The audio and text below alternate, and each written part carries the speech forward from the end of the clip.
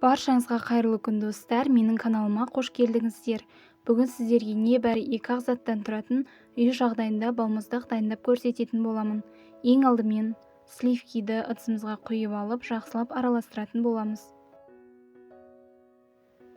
Миксердің ең жай жылдамдығынан бастап жоғарғы жылдамдығына дейін біртіндеп қоса отырып, осылай сливкиіміз бір қалыпты масса болғанша араластырып алатын боламыз. Сливкиіміз осылай қатқаннан кейін үстіне қойылатылған сүтімізді қосып, тағы да бір жақсылап араластырып аламыз.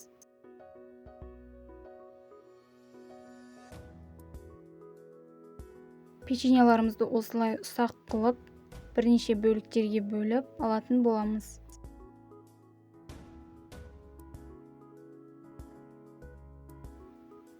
Оны ыдысымызға салып, жақсылап араластырып аламыз. Егер сізде арнайы ыдыс болмаса, балмұздақ қатырғанға үйдегі бар ыдыстарды қолдана берсеңіздер болады. Теңдей етіп 2 бөлікке бөліп, балмұздақтарымыз қатқанға дейін морозильникке салып қоятын боламыз. Менің видеом ұнаған болса, міндетті түрде менің каналыма тіркеліп, қоңырауша белгісін қосып қоюды ұмытпаңыздар. Алдағы уақытта да түрлі рецепттермен бөлісемін.